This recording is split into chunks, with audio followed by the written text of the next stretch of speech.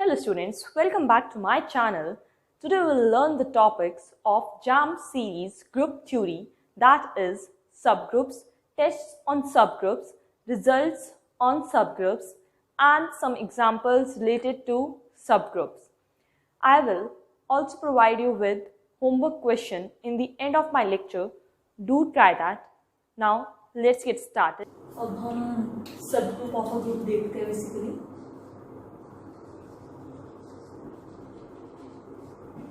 Subgroup of a group G ऐसे denote करते हैं उसको.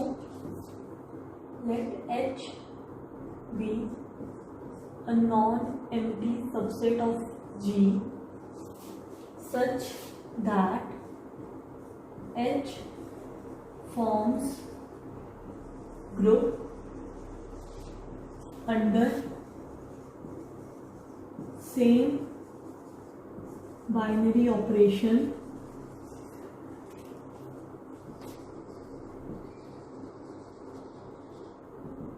as that of G. तो हम H को सबग्रुप कहेंगे G का. अब इसके सबग्रुप के कुछ टेस्ट भी होते हैं. वन स्टेप सबग्रुप टेस्ट क्या कहते हैं हमें? A B inverse belongs to H for all A comma B belonging to H, then H is a subgroup of G. पहले बट हमें ये मेक श्योर करना है कि H should be non empty. And similarly अगर H subgroup है G का, then AB inverse will belong to H. ये basically if and only if statement है. दूसरा टेस्ट क्या होता है इसका? Let H be a non-empty subset of G. Then H is a subgroup of G if and only if AB belongs to H for all AB belonging to H and A inverse belongs to H for all A belongs to H. ठीक है. अब हम इस सबग्रुप्स के कुछ examples देखते हैं. जैसे कि एडिशन में, अंडर एडिशन सबसे पहले हमारे पास सबग्रुप क्या बनता है, ग्रुप क्या बनता है? इंटीजर्स का अंडर एडिशन. और इंटीजर्स का हमारे पास एक सबग्रुप होता है एनजेड, क्योंकि एनजेड जेड में कंटेन्ड है एंड एनजेड हमारे पास ग्रुप फॉर्म करता है under same binary operation plus. So it is a subgroup of integers under addition. अब इंटीजर सबसेट किसका है? रैशनल्स का. और रैशनल्स भी अंडर एडिशन ग्रुप फॉर्म करता है, ये भी अंडर एडिशन में ग्रुप फॉर्म कर रहा है. So it is also subgroup of rational under addition. Similarly subgroup of reals under addition, subgroup of complex under addition. अब मल्टीप्लिकेशन में सबसे पहले हमारे पास ग्रुप कौन सा होता है? रैशनल्स का which are non zero. Basically हमने जीरो एक्सक्लूड कर दिया. क्यू स्टार डिनोट करते हैं हम उसको. Under multiplication is a subgroup of R star. Under multiplication is a subgroup of complex star under multiplication. Now third example करते हैं. अब हम सेट लेते हैं मैट्रिसेस का, where A transpose is equal to identity and determinant of A is equal to 1. Then it is a subgroup of set of orthogonal matrices. क्यों? क्योंकि जो ऑर्थोगोनल मैट्रिसेस होती हैं वो हमें क्या कहती हैं कि A transpose should be equal to identity equal to A transpose A and determinant of A is plus minus 1.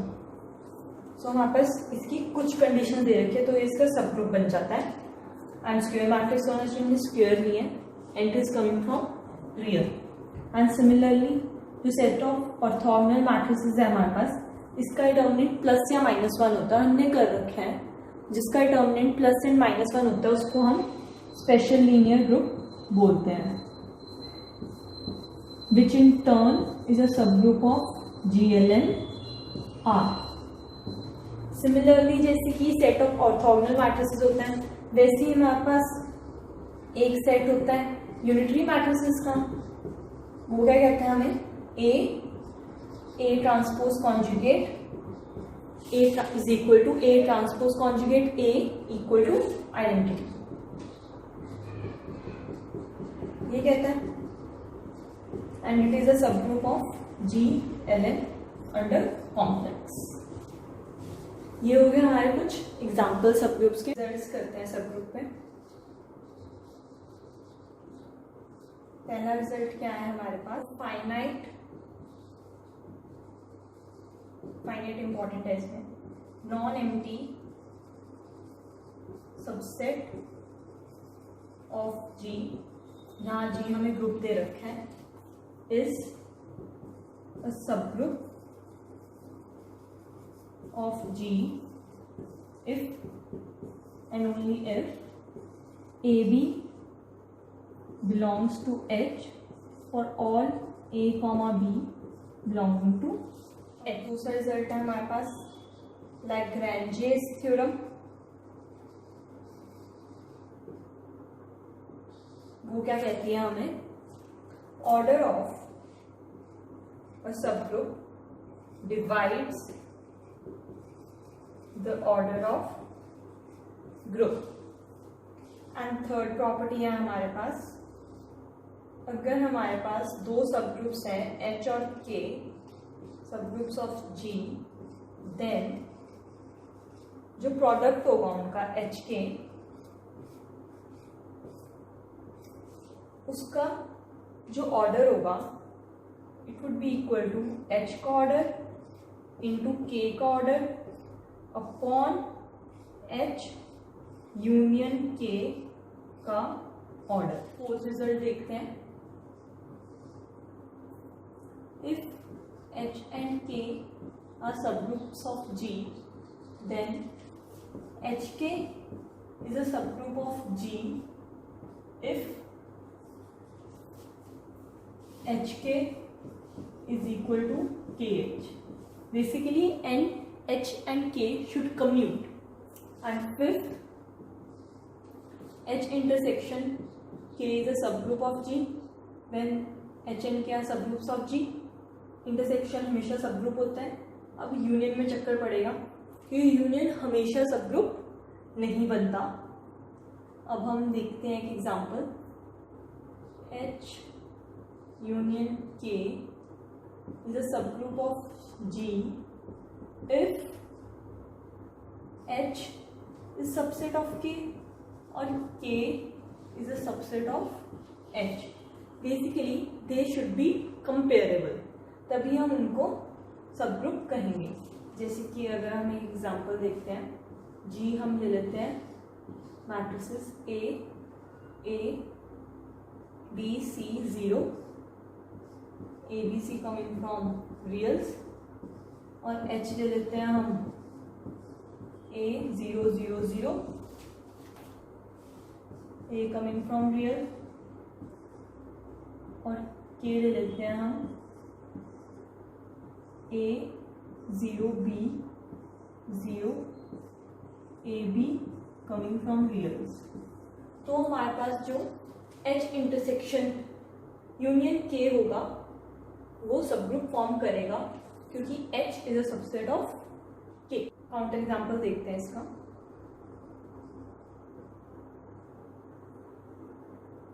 जी हम Z6 ले लेते हैं जिसमें एलिमेंट्स होते हैं 0 1 2 3 4 5, और एक सबग्रुप ले लेते हैं हम 2 से जनरेट किया हुआ, दैट इज 0 2 4, और एक सबग्रुप ले लेते हैं 3 से जनरेट किया हुआ, दैट इज 0 3, और इसका यूनियन लेते हैं दैट 0 2 3 एंड 4. अब this is not a subgroup of G. क्यों? क्योंकि इसमें कॉम्पोजिशन होल्ड नहीं कर रही. 2 + 3 = 5 and then 5 divided by 6 gives us 5, but 5 does not belongs to the union. सो इसलिए ये सब ग्रुप नहीं है जी का। पास H दे रखा है GLN/Z5, तो हमने ऑर्डर निकालना है 2132 का इन H। बेसिकली GLN क्या होता है, जिसमें मैट्रिसेस इन्वर्टिबल हो एंड एंट्रीज कहाँ से आ रहे हैं हमारे पास, एडिशन मॉडुलो 5 से। हम इसका ऑर्डर निकालते हैं। ऑर्डर क्या होता है, least positive integer n such that it gives us identity. General linear group matrix के केस में आइडेंटिटी क्या आएगी हमारे पास, आइडेंटिटी मैट्रिक्स। अब हम इसको आइडेंटिटी मैट्रिक्स बनाते हैं और फिर देखते हैं किस पे बनता है ये। 2132 का स्क्वायर करते हैं अगर, तो क्या आएगा हमारे पास, 2132 2132 22113332 plus plus plus plus is equal to 4 + 3 7, 2 + 2 4, 6 + 6 12, 3 plus that is 4 7। Entries भी एडिशन मॉडुलो 5 से कॉरस्पॉन्ड करनी चाहिए। और एडिशन मॉडुलो 5 में एंट्रीज किस टाइप की होती हैं, 0 bar, 1 bar, 2 bar, 3 bar, 4 bar. We can omit bar, so it would be 7 को अगर हमने 5 से डिवाइड किया रिमाइंडर क्या बचेगा 2, 12 को अगर 5 से डिवाइड किया रिमाइंडर क्या बचेगा 2, 4 को 5 से डिवाइड किया 4, 7 को डिवाइड किया तो 2। ठीक है, अब हम इसका और इसका प्रोडक्ट लेते हैं, बेसिकली ए क्यूब, ये स्क्वायर था, अगर हमने इसको ए सपोज करते हैं तो वो क्या आएगा हमारे पास, 2132 into 2 plus plus into 4 into 2 into 2 plus plus into 2 into 2। ठीक है, 4 + 12 that is 16, 2 + 8 that is 10, 4 + 6 that is 10, then 2 + 4 that is 6। अब इनका मल्टीप्लिकेशन मॉडुलो विद 5 करते हैं हम। 16 को 5 से डिवाइड करेंगे, रिमाइंडर का बचेगा हमारे पास 1, 10 को डिवाइड करेंगे 5 से, रिमाइंडर का बचेगा 0, 6 को डिवाइड करेंगे बचेगा 1। तो हमारे पास बेसिकली आ गई आइडेंटिटी। सो अब इसका ऑर्डर क्या हुआ, order of A is equal to 3। एक आपके लिए क्वेश्चन है, हम जी ग्रुप कंसिडर करते हैं, GLN under complex that is invertible matrix, entries are coming from complex. तो हमें अब बताना है which is the subgroup of G, and ये मल्टीपल चॉइस है, मीन्स इसके एक से ज़्यादा भी आंसर हो सकते हैं। First option, H is equal to A belonging to MNC where determinant of A is equal to 2 n L where L belongs to any integer।